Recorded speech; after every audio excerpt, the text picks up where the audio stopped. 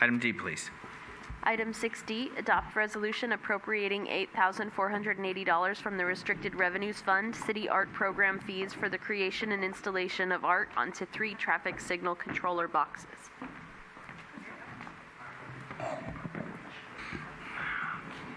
Take the license off.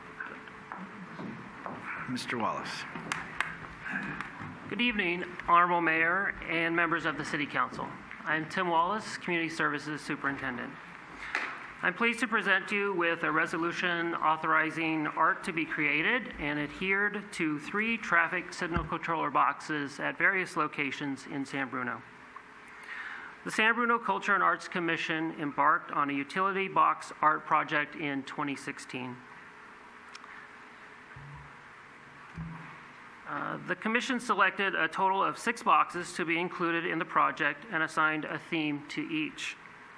Originally, the Commission envisioned having artists paint directly on the boxes. However, paint on utility boxes tends to fade fairly quickly. Also, if the art were to get damaged, it would be difficult to repair. With these issues in mind, the Commission voted in 2017 to have the project's artists paint their designs onto canvas, digitally photograph their art, and then have a contractor convert the photographs to vinyl wraps, which the contractor would then adhere to the boxes. Vinyl wraps have a lifespan of 6 to 8 years, whereas paint lasts just 3 to 4 years. In addition, if at any point the art is damaged, sections of the vinyl wrap can easily be replaced. 3 separate RFPs were issued through the course of 2018. Each RFP resulted in the Commission selecting a design for 1 to 3 boxes. After the 3rd RFP, the 6 boxes each had an assigned design.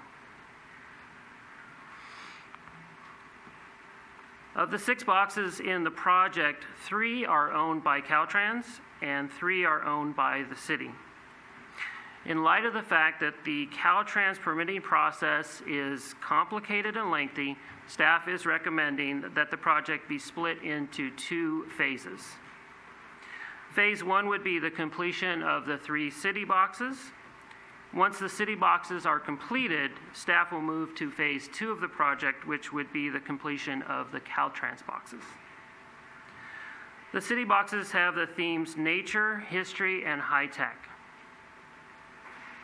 The nature box is located right outside this building, the Senior Center, on the corner of Crystal Springs Road and Cunningham Way. The history box is located at the corner of 3rd Avenue and San Bruno Avenue. And if you'll note, the panel on the left with the airplane has some lettering on it. It says Francisco. That would be removed. It would just be a plain red plane. And by the way, you're probably noticing similarities between these 2 designs. They are the same artist. And finally, the high-tech box is located at Cherry Avenue and San Bruno Avenue, right near the Bay Hill Shopping Center. Staff estimates that phase 1 of the project will be completed within 4 months. This concludes my presentation. I'd be happy to answer any questions. Questions of staff? Mike? Through the chair. No, I know that the committee's been working a long time on this project, so it's nice that some designs were finally selected. I've seen a lot of other cities up and down the peninsula doing this, so I think it'll be a nice addition to our city. Irene, anything? Oh, now I'm excited. I know they've been working on this a long time as well, and I applaud them for sticking to it. I know Caltrans can be difficult to work with. Marty or Laura?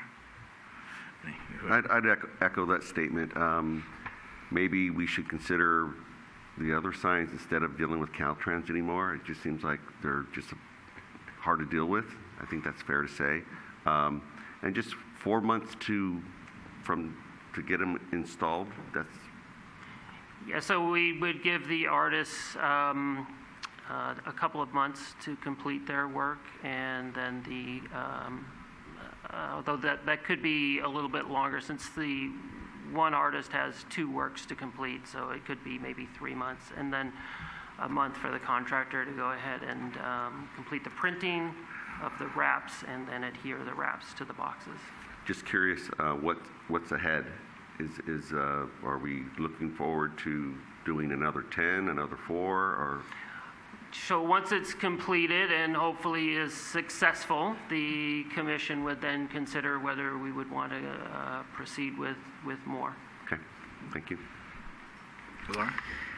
Just curious, because the 2 of the artworks are from the same artist. Is there not enough submissions of artwork to sort of share the wealth in the community so that we can honor, 3 different artists versus just 2 separate different artists?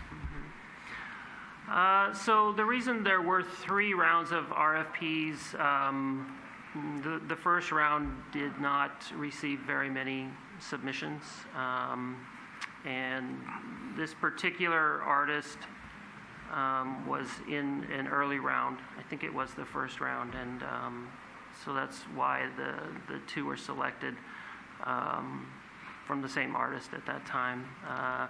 After the first round of RFPs, we expanded the marketing and advertising of the project and received additional submissions. I had something that Marty will follow me up, is the couple things I'd like you to explain, please, about where the money's come. There was an email that we received as far as why don't we take these dollars and buy garbage cans.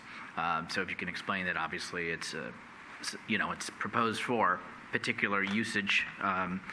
And then 2, I'm going way back in time, but so have we gone ahead and reached out to the Skyline College or to Cappuccino High School to also see and encourage them? And long ago, back in our day, we had a mural program at Cappuccino because it was a way to combat graffiti. And honestly, to my amazement, some of the folks that painted it were excellent, as well as it brought pride and spirit, and also, to be honest with you, it was respected through Cappuccino with a bunch of high school students that, we mean well, but sometimes, So I don't know if we have ever gone down that path as well as to include them. Okay. So we did reach out to Skyline. We specifically sent the RFPs to the Skyline Art Department. And then as far as Cappuccino, the thinking was that these are contracts that are being signed. So the project's been limited to those 18 and older adults. But in the future, if we do this again, the commission would talk about how we want to do it and whether they would include those under 18 or not. And then on the funding source, City Manager. Sure, I can answer that. So the funding for this is restricted. It is a surcharge on building permits specifically to fund art projects, so public art. And so it cannot be used for, I think what was mentioned was purchasing garbage cans. And so it is restricted for arts.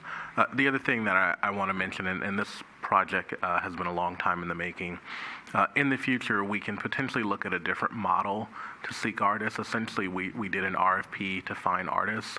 We could flip that and find a design firm and pay them to design something.